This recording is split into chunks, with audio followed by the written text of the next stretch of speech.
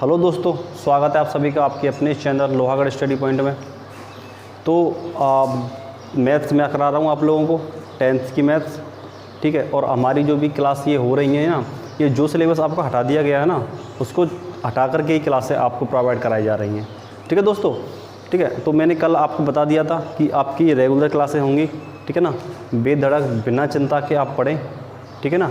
चिंता मतलब कतई नहीं करें आप लोग, ठीक है। तो मैंने जो आपको कल कराया था वो थोड़ा रिवाइज कर लें, या फिर आपको पता ही होगा, ठीक है। तो वो कल मैंने नॉर्मली आपको जो आपकी लास्ट ईयर थी ना, नाइन्थ क्लास वाली, ठीक है, वो मैंने थोड़ा बहुत आपको बताया था। 9th क्लास के बारे में आपको थोड़ा बहुत बता दिया था, ठीक है। अब इसमें क्या क्या बताया था देख लेते हैं। देखो, मैंने एक बताया था सबसे पहले आपको n नेचुरल नंबर के बारे में बताया था। इसके बाद में मैंने आपको बताया था w के बारे में, इनको क्या बोलते हैं, होल नंबर बोलते हैं। इसके बाद में मैंने आपको z बताया था, इंटीजर्स बताया था, z मीन्स बताया भी, ये भी बताया था मैंने, z जो आते हैं वो जैलिन से लिया गया है। और जैलिन क्या है हमारा, एक जैलिन से लिया गया है। और जैलिन हमारा ये क्या है, जर्मन वर्ड है। कौन सा वर्ड है साहब, जर्मन वर्ड है, ठीक है, जिसका अर्थ है काउंटेबल, मतलब काउंट करना, वो संख्याएं जो काउंट हो जाती हैं। अगर मैं बात करूँ नेचुरल नंबर की, तो ये 1 से स्टार्ट होती हैं, अनंत तक जाती हैं। मैं होल नंबर्स की बात करूँ तो इसमें 0, 1 से स्टार्ट होता है, इनफाइनाइट तक जाता है। और बात करूँ मैं जेड की, तो इसमें देखो नेगेटिव भी होती हैं, 0 भी होती है, और पॉजिटिव नंबर्स भी होते हैं, ठीक है दोस्तों, यहाँ समझ में आया। इसके बाद में हमारा जो भी पॉइंट था वो था हमारा रेशनल नंबर्स था, रेशनल नंबर्स था हमारा पॉइंट, रेशनल नंबर, ठीक है दोस्तों। रेशनल नंबर्स मैंने बता दिए थे आपको, ये होते हैं हमारे p/q के फॉर्म में। इसमें p और जो q हैं वो कौन से नंबर होते हैं बताइए, जो इंटीजर्स होते हैं, बिल्कुल सही है, इंटीजर्स होते हैं। अगर मैं बात करूं इंटीजर्स में, तो देखो ये जो इंटीजर्स है ना, अगर जैसे ये एक डायग्राम हमारा इंटीजर्स का है, ये डायग्राम अगर आपका इंटीजर्स का है, तो इंटीजर्स के अंदर जो भी आएंगे ये हमारे होल नंबर होंगे, और होल नंबर के अंदर जो भी आएंगे ये हमारे कौन से होंगे बताइए आप, नेचुरल नंबर होंगे। इस डायग्राम की सहायता से आप याद रख सकते हो बखूबी, आप ये आपको आसानी रहेगी। अगर आपसे कोई पूछे क्या all natural number are integers, तो आप बोलोगे यस। कोई आपसे पूछे are all whole numbers are क्या बोलते हैं इनको, इंटीजर्स, तो आप बोलोगे यस, ठीक है। तो आपको ये वाला वेन डायग्राम है, ये आपको याद रखना है। वेन डायग्राम है, क्यों याद रखना है, आपको थोड़ा आसान रहेगा याद करने में, ठीक है। अभी तो आपकी हटा दी गई है, लेकिन आपकी जो एक यूक्लिड लेमा जो थ्योरम थी ना, उसमें आपको सब कुछ बता दिया जाता, लेकिन क्या करें वो हटा दी गई है, उसको पढ़ने का कोई औचित्य नहीं है, ठीक है, तो उसको छोड़ो, ठीक। तो मैंने यहाँ तक आपको बता दिया, रेशनल बता दिया। इसके बाद में बात करूँ मैं इरेशनल नंबर्स की। Irrational number of course rational numbers के अपोजिट होंगे, ठीक है दोस्तों। जब रेशनल नंबर्स को p/q की फॉर्म में लिख सकते हैं, तो इरेशनल नंबर को p/q की फॉर्म में नहीं लिख सकते हम, ठीक है। और इसकी एक शर्त और है, देखो बताया था मैंने, नॉट इक्वल टू 0 होना चाहिए, q हमारा 0 नहीं होना चाहिए, ये आपको याद रखना है, ठीक है दोस्तों। इससे आगे हम बढ़ें तो देखो एक थ्योरम है आपके में, एक थ्योरम की चर्चा की थी मैंने आपको। कौन सी थ्योरम थी वो थ्योरम थी आपकी fundamental theorem, fundamental theorem of arithmetic. तो बात करें फंडामेंटल थ्योरम की, ठीक है साहब। देखो एक फॉर्म मैंने कराई थी आपको, fundamental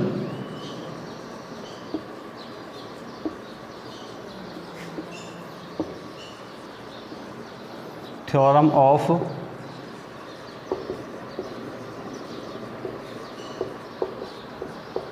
arithmetic, fundamental theorem of arithmetic. इसके बारे में बेसिक मैंने कल बता दिया था आपको। इसमें क्या होते हैं, इसमें जो भी कोई कंपोजिट नंबर आएगा ना, कोई भी कंपोजिट नंबर आएगा, उसका सबसे पहले हम उसके प्राइम फैक्टर्स करेंगे। प्राइम फैक्टर्स करने के बाद में हमारा यहाँ पे जो प्राप्त होगा वो हमारा एलसीएम होगा, और फिर उसके सहायता से आप एचसीएफ ज्ञात कर सकते हो, ठीक है, करा दिया। इसमें जैसे मैं एग्जाम्पल लूँ तो एग्जाम्पल क्या आएंगे, देखो एग्जाम्पल जैसे मैं आपको 27 ले लेता हूँ, 27 ले लेता हूँ। एक कंपोजिट नंबर 27 नंबर एक कंपोजिट नंबर है, ठीक है दोस्तों। कंपोजिट नंबर, और मैं इसके अब करने हैं इसके फैक्टर्स करने हैं, और फैक्टर्स कौन से करने हैं, प्राइम फैक्टर करने हैं आपको, ये बात विशेष ध्यान रखें, प्राइम फैक्टर करने, ठीक है।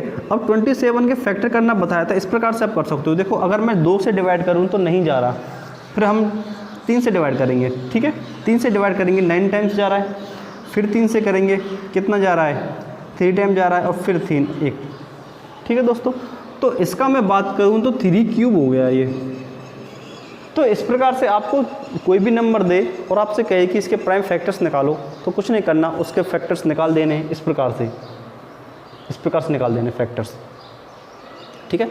तो समझ में आई आपको फंडामेंटल थ्योरम ऑफ अर्थमेटिक क्या है। कोई भी कंपोजिट नंबर होगा, कंपोजिट नंबर्स के हम प्राइम फैक्टर्स करते हैं, वही हमारी क्या कहलाती है, फंडामेंटल थ्योरम कहलाती है, ठीक है।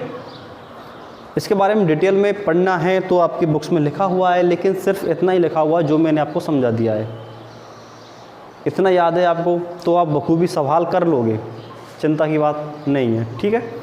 हो गया, ठीक है। अभी हम एक्सरसाइज की तरफ बढ़ें, ठीक है। तो अभी हम 1.1 एक्सरसाइज देख लेते हैं, ठीक है दोस्तों। उसके कुछ क्वेश्चंस जो भी दे रहे होंगे वो हम देख लेंगे। तो एक्सरसाइज नंबर हमारी 1.1 देख लेते हैं, ठीक है। मैं बता दूं जिनके पास पुरानी बुक है, अगर जिनके पास में ओल्ड बुक है ना, ओल्ड बुक है, तो ओल्ड बुक की जो 1.1 है ना, उसको आप ख़त्म कर दो, आपके सिलेबस में नहीं रही। 1.2 एक्सरसाइज है उसको 1.1 डाल लो, जो 1.3 एक्सरसाइज है उसको 1.2 कर लो, और आपकी 1.4 होगी उसको भी ख़त्म कर दो, ठीक है। तो ये वाली 2 ये ख़त्म है बिल्कुल, ठीक है। इनका कोई औचित्य नहीं है, ये ख़त्म हो गई है, मतलब आपके सिलेबस से बाहर हैं। आपकी ये 2 एक्सरसाइज शेष बची हैं, एक तो 1.2 है, एक 1.3 है, यहाँ तक है। अभी मैं अगर 1.1 की बात करूँ तो 1.1 में जो फर्स्ट क्वेश्चन है उसमें प्राइम फैक्टर्स निकालने हैं। क्या निकालने दोस्तों, प्राइम फैक्टर्स निकालने, ठीक है। क्वेश्चंस देखें, आपके बुक के क्वेश्चन, बुक ले लेते हैं और बुक के क्वेश्चंस देखते हैं आपको सबसे पहले। तो बुक में देखो प्राइम फैक्टर्स निकालने के लिए पहला क्वेश्चन है आपका 140, इसके निकालने। तो मैं इसके प्राइम फैक्टर्स की बात करूं तो यहाँ से देखो मैंने बताया था 2 से स्टार्ट करना है आपको, ठीक है। 2 से स्टार्ट करना है क्योंकि 2 क्या है, एक प्राइम फैक्टर है, सबसे छोटा प्राइम फैक्टर क्या है, 2 है। तो वहीं से आपको ये स्टार्ट करना है। अगर 2 से मैं डिवाइड करूँ तो देखो 70 टाइम, फिर 2 से डिवाइड करूँ तो कितना जाएगा 35। अब 35 में देखो आपका 2 का नहीं जा रहा, 3 से डिवाइड नहीं हो रहा। जब 3 से डिवाइड नहीं हो रहा तो इसको 5 से कर दो 7 टाइम, और 7 से कर दो 1 टाइम। तो इसके जो भी प्राइम फैक्टर्स हैं तो कितने आ गए देखो, 2 की पावर स्क्वायर, ये 2 है, 2 है तो स्क्वायर कर देंगे, इंटू 5 इंटू 7, ये क्या हो गया हमारा आंसर हो गया, प्राइम फैक्टर्स हो गए। सिंपल है। अब जो शेष क्वेश्चन हैं वो आपको देख लेने, एक्सरसाइज 1.1 के नहीं आएंगे मुझे बता देना कमेंट करके, मैं बता दूंगा। इसके बाद में अगला जो भी क्वेश्चन है वो रहा हमारा LCM और HCF वाला, ठीक है। इसमें कहा है पेयर ऑफ इंटीजर्स निकालने और वेरीफाई करना है कि LCM इंटू HCF बराबर प्रोडक्ट ऑफ 2 नंबर्स, ठीक है। नेक्स्ट क्वेश्चन से पहले मैं आपको एक फॉर्मूला बता देता हूँ। फॉर्मूला क्या है कि हमारे पास में कोई 2 नंबर्स हैं, अगर कोई भी 2 संख्या हैं A और B, ये हमारे पास में कोई 2 नंबर्स हैं, हमारे पास कोई 2 नंबर्स हैं A और B। तो फॉर्मूला क्या है हमारा कि जो A और B का जो भी मल्टीप्लाई है ना, वो हमारा LCM of AB multiply by HCF of AB, ये छोटा सा फॉर्मूला है, ठीक है ना। इसी को बेस मान के ही जो भी अगला आपका दूसरा क्वेश्चन है वो इसमें बताया गया है, ठीक है। तो वो आप देख लो। अब क्वेश्चन की तरफ बढ़ें, ये फॉर्मूला याद हो जाएगा आप लोगों को, हो जाएगा, दिक्कत नहीं है। अब दूसरा क्वेश्चन, अब सेकंड का फर्स्ट देखो क्या कह रहा है। ये वेरीफाई करने के लिए, ठीक है, अपने LCM HCF निकाले होंगे बखूबी, मैंने बताया था अभी लास्ट क्लास में LCM HCF किस प्रकार निकालते हैं। बताने के बाद में आपको पता है दोनों संख्याओं का मल्टीप्लाई करना है, जो रिजल्ट आएगा और LCM और HCF का मल्टीप्लाई करने के बाद में जो रिजल्ट आएगा वो दोनों सेम आए होंगे, तो हमें पता चल जाएगा कि हाँ हमने जो किया है वो राइट है। तो अभी देखो, अभी ये 2 नंबर्स हैं, एक तो 26 है और एक है 91। 26 है और 91 है, 2 नंबर्स हो गए।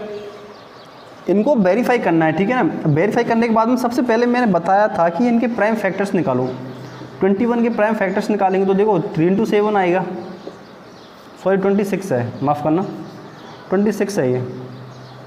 26 के प्राइम फैक्टर देखो 2 इंटू 13, 2 ही आने वाले, ठीक है। उसके बाद में बात करूँ मैं किसकी, 91 की। 91 की बात करूँ तो 91 के फैक्टर्स निकालो। कैसे निकालोगे, देखो अगर प्रॉब्लम आए तो आप सीधा सीधा जैसे इस प्रकार निकाल लिया करो, आसान, अलग से रफ वर्क में, ठीक है। अब इसमें देखो मैं बात करूँ तो 3 से डिवाइड हो रहा है, ये 2 से तो नहीं हो रहा क्योंकि 1 है लास्ट में। अगर 2 से कोई भी संख्या डिवाइड हो तो उसके ध्यान रखना कि जो इकाई अंक होगा उसका लास्ट में, इकाई अंक जो भी होगा वो या तो 0 होगा या 2 से डिवाइड होगा, तो ही वो 2 से डिवाइड होगा, अदरवाइज 2 से डिवाइड नहीं होगा। याद रखना ये वाली चीज़ें, ठीक है। तो अब देखो यहाँ पे 1 है तो वैसे भी नहीं होगा डिवाइड, ठीक है। अब 3 से देखो, 3 से अगर आप डिवाइड करोगे तो 3 इंटू 2 6 और 3 इंटू 3 9, नहीं हो रहा ना, नहीं हो रहा, ठीक है। अब इसको देखो 4 से करके देखो, 4 से नहीं हो रहा, 5 से करो, नहीं हो रहा, 6 से करके देखो एक बार, हो रहा है क्या। 6 से करोगे आप तो देखो 6 1 जा 1, ठीक है, कितने 31, 6 से नहीं हो रहा, ये डायरेक्ट देखो 30 से होगा, कितने टाइम्स 7,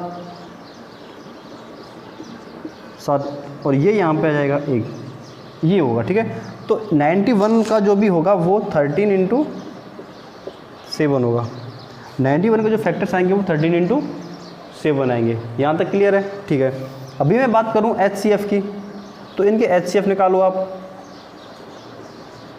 HCF कितना आएगा, HCF देखो 13 जो भी सेम होगा वो बताया था मैंने। HCF में क्या करना है आपको, जो भी कॉमन फैक्टर्स होगा और हाईएस्ट कॉमन फैक्टर होगा वो आपको लिख लेना है। तो हाईएस्ट कॉमन फैक्टर इसमें क्या है, 13 डाल दिया। इसके बाद मैं बात करूँ LCM की, LCM क्या है, अब 13 तो होगा ही होगा, 13 तो होगा ही होगा। इसके साथ में देखो 2 भी है और इसके साथ में 7 भी है। यहाँ तक आपको समस्या नहीं होगी। तो ये हमारा LCM रहा, ठीक है। अब हमें करना है प्रूफ, हमें करना है प्रूफ, मतलब बराबर होना चाहिए, ठीक है। अब वेरीफाई करने के लिए आप क्या करोगे, ये फॉर्मूला लिखना है यहाँ पे, और फॉर्मूले में क्या रखना है, ये मान रखने सारे के सारे जो भी आए हैं, ठीक है। अब मान रखो फॉर्मूले में A इंटू बी रखना है, तो A इंटू बी देखो 26 91, यहाँ तक कोई समस्या नहीं है आपको, ठीक। इसके बाद में मैं बराबर देखूँ, बराबर क्या आ जाएगा, 13 इंटू LCM गुणा HCF, 13 इंटू 2 इंटू 7, यहाँ तक कोई समस्या नहीं है आपको, ठीक है। अभी देखो आप, अगर मैं 26 का देखो, इधर आया 26 इंटू 91 और इधर आ रहा है आपका क्या 13 इंटू 13 इंटू 2 इंटू 7, यही आ रहा है ना, यही आ रहा है, ठीक है। अभी मैं 26 को किस प्रकार, अभी देखो ये बराबर है, ये बराबर है, दोनों कैसे बराबर हैं, थोड़ा सा प्रॉब्लम देखो समझो। अगर मैं 26 को ये लिख दूं, लिख सकता हूँ, ठीक है, और 91 को ऐसे लिख दूं, 13 इंटू 7 13 इंटू 7 कर दूं मैं, और ये ऑलरेडी है ही है,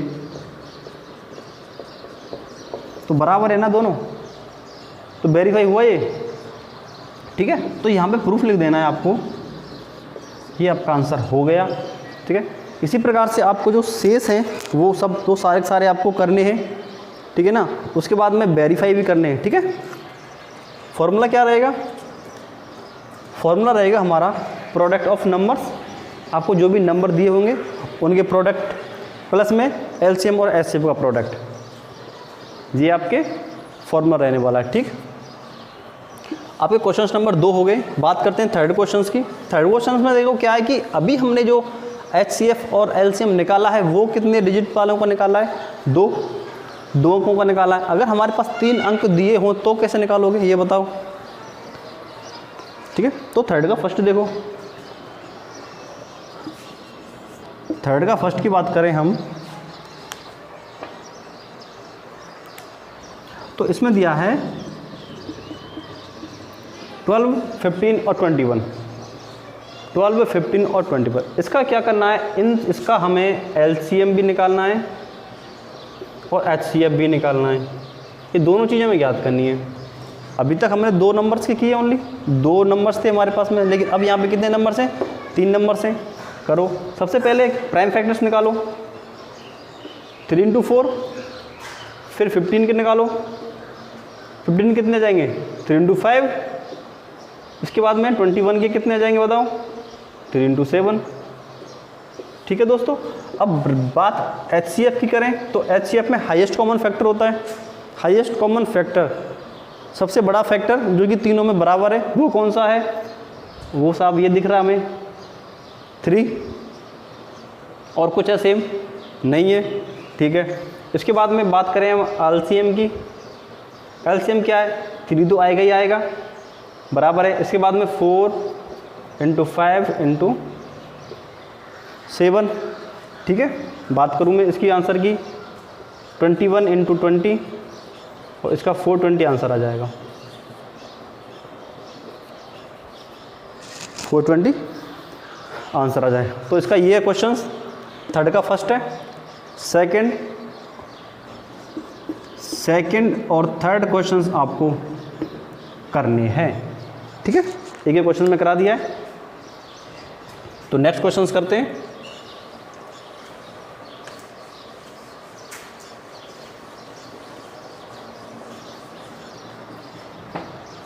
इसके बाद में आपको ये क्वेश्चंस दिया है कि गिवन है कि उसमें फोर्थ क्वेश्चंस है, गिवन है कि HCF जो है हमारा किसका 306 और एक है 657, कितना है 9 है। और बात करूँ मैं LCM की, LCM भी इन्हीं का ही है, वो कितना है बताओ, ज्ञात करना है भाई।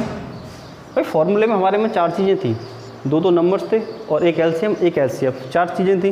4 चीज़ों में आपको एक चीज़ निकलवाएगा और 3 चीज़ें गिवन होंगी। तो यहाँ पे 3 चीज़ें गिवन है, देखो 2 नंबर्स गिवन है, एक हमारी जो संख्या है वो गिवन है।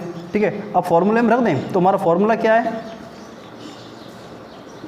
फॉर्मूला है जैसे A × B जो भी है आपका संख्या होगा, या फिर डायरेक्ट मैं ऐसे लिखूँ, संख्या के हिसाब से लिख दूँ मैं, LCM ऑफ 306 और 657 multiply by HCF of 306 and 657 बराबर कितना 9 × x।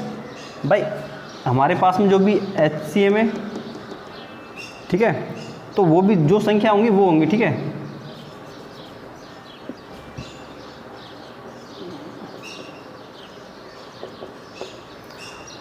LCM और यहाँ पे HCF और ये 2 संख्याओं का मल्टीप्लाई।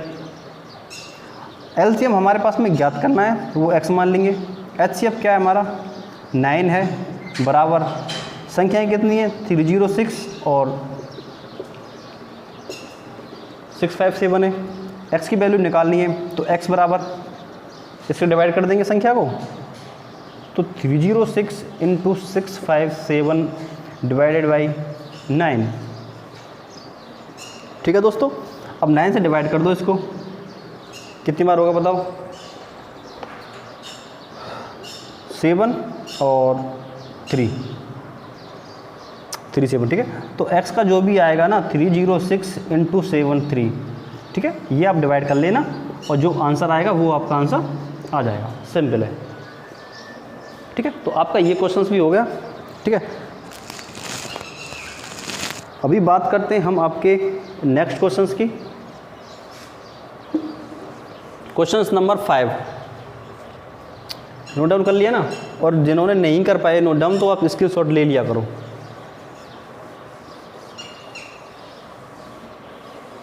अगला क्वेश्चन है थोड़ा सा ठीक टाइप का है। ठीक है, अच्छा क्वेश्चन है, लेकिन देखते हैं हम। तो अगला क्वेश्चन बोल रहा है आपको, अगला क्वेश्चन कह रहा है कि check whether 6n can end with the digit 0 for any natural number n। इसमें एक आपको 6 दिया हुआ है, क्वेश्चन नंबर है आपका कितना 5, क्वेश्चन नंबर 5 है, इसमें आपको एक दिया 6n, ठीक है। ये कह रहा है कि 6n है ना, 6n वो है, वो 6n can end with the digit 0 for any natural number कौन सा n। हमें बताना है कि ये जो 6n है इसमें n का कोई भी मान रख दें, वो भी कौन सा मान, n का कोई भी नेचुरल मान रख दें, तो क्या जो इसका एंड डिजिट है वो 0 आ सकता है। अब मुझे आप ये बताओ कि जो एंड डिजिट है वो 0 कब आता है, एंड डिजिट 0 कब आता है, जब आए, एक तो कंडीशन आएगी जब लास्ट में आपका 10 के मल्टीप्लाई में हो कोई भी संख्या तो 0 आएगी। दूसरी बात इसके फैक्टर हो या फिर इसके फैक्टर्स किए हुए हों, इसके फैक्टर्स किए कौन कौन से 2 into 5, दो कंडीशन होंगी आपकी जब ये 0 आएगी, अदरवाइज नहीं आने वाली। अब आप 6n में देखो, 6n को मैं यहाँ पे लिखूँ, ठीक है, और 6n में एक बार n बराबर 1 लिख के देखो आप, 6 आ गया, तो 6 क्या लास्ट में डिजिट 0 आ रही है, नहीं आ रही। आगे देखो n बराबर 2 रख के देखो, 2 रखेंगे तो 36 आएगा, नहीं आएगी।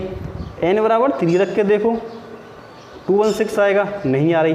तो इसी प्रकार आप कुछ भी रख के देख लो, n बराबर कुछ भी रख के देख लो, तो उसका मान है ना आपका 0 लास्ट में डिजिट कभी भी नहीं आएगी, ठीक है। और n के अगर हम सेकंड बात, अगर हम 6n के अगर हम फैक्टर्स भी करें ना, 6n के फैक्टर्स भी करें तो हमारा 2 into 3 की पावर n ये आ रहा है, ठीक है। तो हम कह सकते हैं कि जो 6n है ना, 6n can not and with digit 0 for any natural number n, ठीक है दोस्तों। प्रूफ हो गया, ये इतना ही प्रूफ करना है आपको, ठीक है। समझ लो, एक बार फिर से समझ लो, थोड़ा सा अच्छे लेवल का सवाल है। क्वेश्चंस में कहा है कि 6n में आखिर n के बराबर कौन सा मान रखें कि ये जो है ना 0 आ जाए, आपको ये बताना है, ठीक है। 6n में कौन सा मान रखें कि n बराबर, n का जो लास्ट पॉइंट आएगा ना 6n का वो 0 आ जाए। तो अब आपको ये बात सोचो कि n डिजिट 0 कब आता है, n डिजिट तब आता है जब लास्ट में 10 का मल्टीप्लाई हो या फिर 2 into 5 हो, दो कंडीशन होंगी जहाँ पे 10 आएगा या 0 डिजिट आएगा, ठीक है। और कोई सी कंडीशन नहीं बनेगी। अभी मैं क्वेश्चंस को आगे बढ़ाऊँ, आपके पास 6n दिया हुआ है, तो n बराबर 1 रख के देखो आप, तो 6 आया, लास्ट डिजिट 0 तब भी नहीं आई। 2 रख के देखा तब भी नहीं आई यार, 3 रख के देखा तब भी नहीं आई। मतलब ये कह सकते हैं कि n बराबर आप कुछ भी रख लो, तो यहाँ पर जो भी 6n है ना उसके लास्ट डिजिट में 0 कभी भी नहीं आएगी, ठीक है। तो हमें यहाँ पे लिख देनी है line, therefore 6n can not and with digit 0 for any natural number, ठीक है दोस्तों, समझ में आया, ठीक। अभी मैं बात करता हूँ आपके एक नेक्स्ट क्वेश्चंस की, नोट किया। 6 नंबर क्वेश्चन देखते हैं।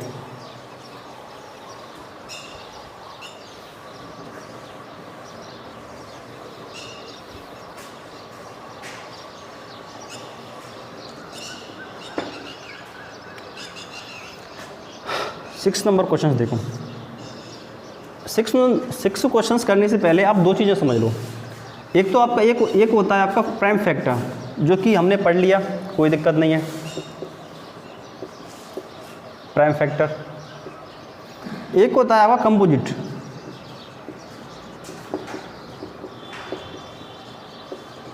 कंपोजिट फैक्टर, ठीक है, इनको बोलते हैं आप अभाज्य संख्याएं और इनको बोलते हैं आप भाज्य संख्याएं। क्या होती हैं दोनों को जान लो, ठीक है, क्योंकि नेक्स्ट क्वेश्चन है वो कंपोजिट नंबर से है, इसलिए बता रहा हूँ। मैंने शायद प्राइम फैक्टर्स तो आपको बता दिए, कंपोजिट नहीं बता पाया, वो अभी देख लो आप।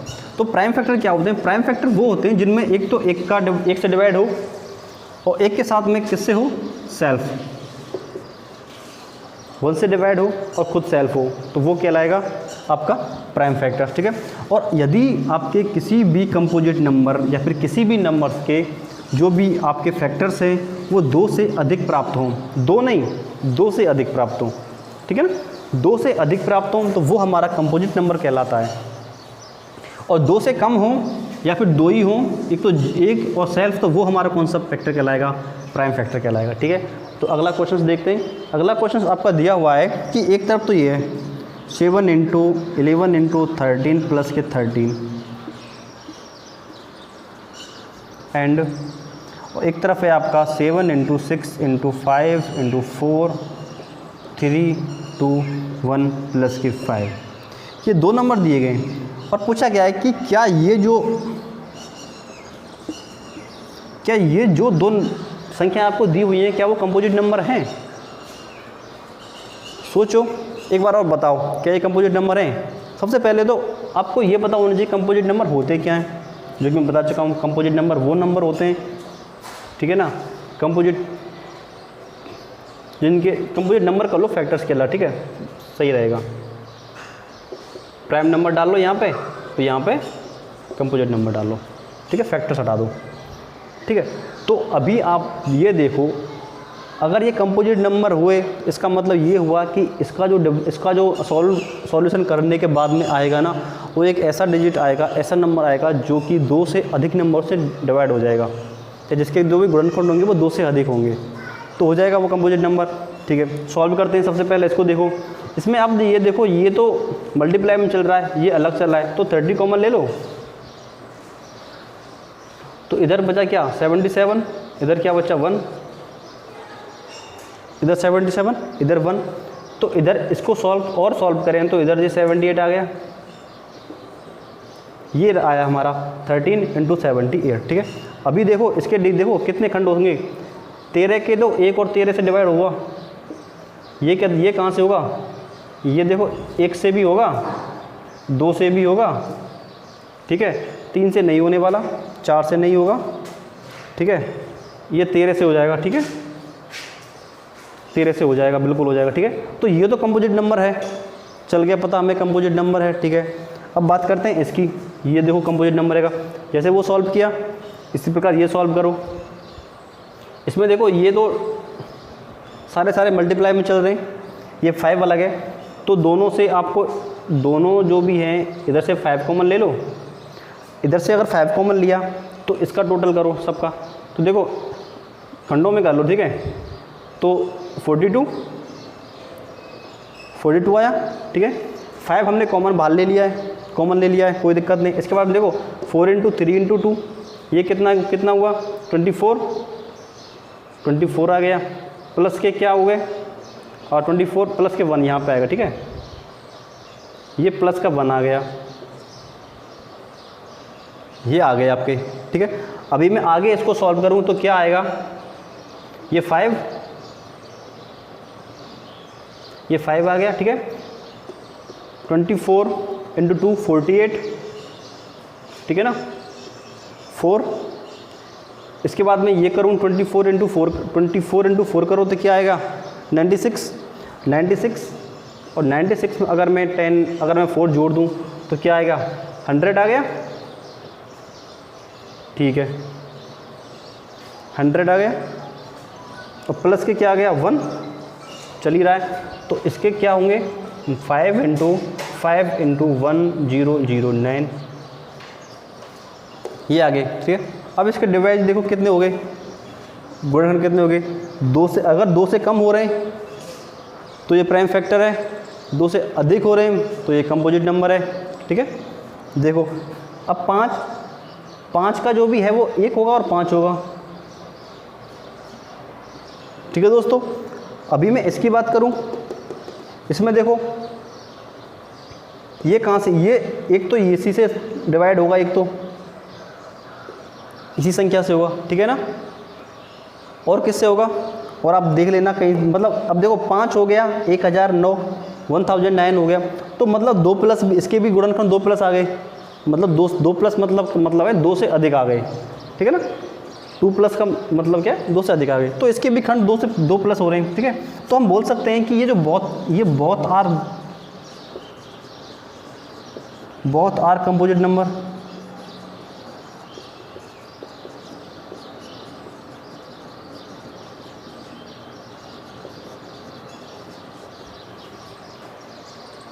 कह सकते हैं बहुत सारे कंपोजिट नंबर, ठीक है। तो अभी आपका लास्ट सवाल और देख लें 7 नंबर का, ठीक है। ये समझ में आया, नहीं समझ में आया तो एक बार दोबारा देख लेना, ठीक है ना। सिर्फ आपको इतना ही बताना है कंपोजिट नंबर है या नहीं है। कंपोजिट नंबर बताने से पहले आपको ये पता होना चाहिए कंपोजिट नंबर की डेफिनेशंस क्या है, कंपोजिट नंबर कहते किसे हैं, पता होगा तो आपको आसानी से बता पाओगे, ठीक है।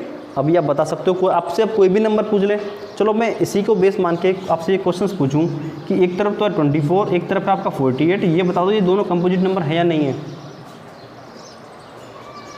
बेस, ठीक है। आप बता दोगे बिल्कुल सर ये बोथ ऑफ कंपोजिट नंबर है, ठीक है।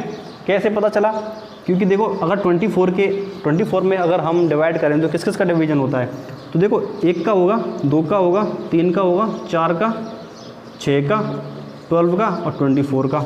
इसी प्रकार इसमें देखो, इसमें भी सब कुछ आएगा, 1 2 3 का होगा, 3 का होगा बिल्कुल, 4 का भी होगा, 6 का भी होगा, 12 का होगा, 24 का भी होगा, ठीक है। तो 2 से अधिक हैं इसके, इसलिए हम कह सकते हैं कि ये दोनों नंबर है वो कंपोजिट नंबर हैं, ठीक है। तो आपको या तो डायरेक्ट भी दे सकता है, अच्छा वो 24 नहीं देता, कैसे देता, 2 × 6 + 12, बताइए साहब कंपोजिट नंबर है या नहीं है। मैंने तो डायरेक्ट दे दिया आपको 24, बताओ अगर वो 24 नहीं देता और ये आपको दे देता तो क्या करते आप, सॉल्व करते पहले। अब सॉल्व कर दो, 24 ही आ रहा है, 24 हमारा पहले बता चुका हूँ मैं आपको कंपोजिट नंबर है बस, ठीक है। तो लास्ट क्वेश्चन देख लो बस सब आपका जो भी 7th नंबर क्वेश्चन है वो लास्ट है आपका, ठीक है।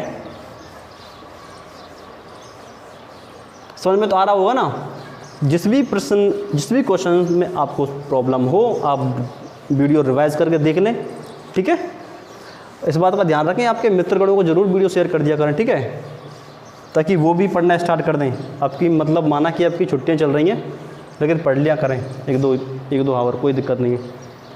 तो देखो मैं बात करूं आपके 7 क्वेश्चंस की बात करूं तो 7 क्वेश्चंस में क्या है, 2 फ्रेंड ने, ठीक है, और एक आपका सर्कुलर पथ है, ठीक है ना, उसके चारों ओर राउंड हो रहे हैं। तो एक तो है आपका ये राउंड सर्कल है आपका एक, ठीक है दोस्तों।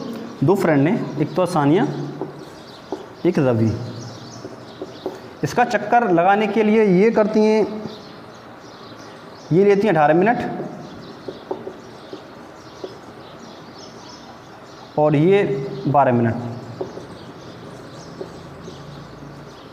ठीक है। अब हमें बताना है कि दोनों स्टार्ट करते हैं एक बिंदु से, तो ये दोनों जो भी है जो समान दूरी पे कब मिलेंगे ये बताना है आपको, मतलब कितने मिनट बाद, दूरी नहीं सॉरी, कितने मिनट बाद ये दोनों आपस में मिलेंगे वो हमें बताना है। तो बताओ कैसे याद करें, सिंपल है। अगर वो पूछता कि दोनों समान दूरी पे कब मिलेंगे, दोनों समान दूरी पे कब मिलेंगे, तो उसके लिए क्या निकालना पड़ता, हमें HCF निकालना पड़ता। लेकिन ये पूछ रहा है कि दोनों आपस में मिलेंगे कब, तो उसके लिए क्या निकालना पड़ेगा, हमें एलसीएम निकालना पड़ेगा। बेस्ट वे है एलसीएम निकाल दो, दोनों का मिलना निकल आएगा, ठीक है। तो एलसीएम क्या होगा बताओ, इसका एलसीएम क्या होगा बताओ। देखो 18 का प्राइम फैक्टर करो, 3 × 3 9, 9 × 2 18, 12 के करो, ठीक है, यही आ रहे हैं ना, 2 इंटू 2 इंटू 3। अब एलसीएम निकालो, एलसीएम दोनों, इसका एलसीएम निकालो। एलसीएम क्या आएगा इसका, देखो 2 की पावर 2 इंटू 3 की पावर 2, यही आएगा ना एलसीएम, यही आएगा। इसको सॉल्यूशन कर देंगे तो कितना आएगा 36 मिनट्स, ठीक है। तो हम कह सकते हैं कि therefore they meet after 36 minutes, ठीक है। आंसर हो गया। और आपकी जो भी 1.1 है ये कंप्लीट हो चुकी है, ठीक है। इसके बाद में एक और टॉपिक बचा है इसका, और उसके साथ ही आपकी नेक्स्ट वीडियो में वो भी कंप्लीट कर देंगे, ठीक है। तो अगर आपको कुछ भी समझ में नहीं आ रहा हो, थोड़ी बहुत भी कहीं पे भी समस्या हो, तो बेझिझक आप कमेंट कर दिया करें, बता दिया करें कि यहाँ समस्या है, वो हम बता देंगे आपको। फुल सॉल्यूशन मिलेगा नेक्स्ट वीडियो में, ठीक है। और जितना हो सके सारा कुछ जो पढ़ाया जा रहा है वो अपने फ्रेंडों के साथ में शेयर किया करें, ठीक है ना। छुट्टियों के साथ साथ बोल दिया करें कि भाई थोड़ा बहुत पढ़ लो आप भी, इस बात का विशेष ध्यान रखें, ठीक है। तो मिलते हैं नेक्स्ट वीडियो में। आपका एक टॉपिक बचा है छोटा सा, वो आपको कर देंगे, प्लस में उसके क्वेश्चंस भी करा देंगे, और या फिर ढंग से समझाएंगे पहले, ठीक है ना। जो अगला टॉपिक है ना इरेशनल नंबर्सों का, इरेशनल नंबर है, ठीक है ना। तो इरेशनल नंबर्स के बारे में कल हम समझ लेंगे, और नेक्स्ट वीडियो में उसके जो भी एक्सरसाइज 1.2 है वो हम आपको करा देंगे। तब तक यहाँ तक आपको कोई भी समस्या हो तो कमेंट बॉक्स में बता दें, इतने क्वेश्चन में समस्या है, ठीक है ना। सारे क्वेश्चंस मैं करा चुका हूँ। वीडियो को शेयर करें, ठीक है दोस्तों। तो मिलते हैं अगली वीडियो में, तब तक के लिए धन्यवाद।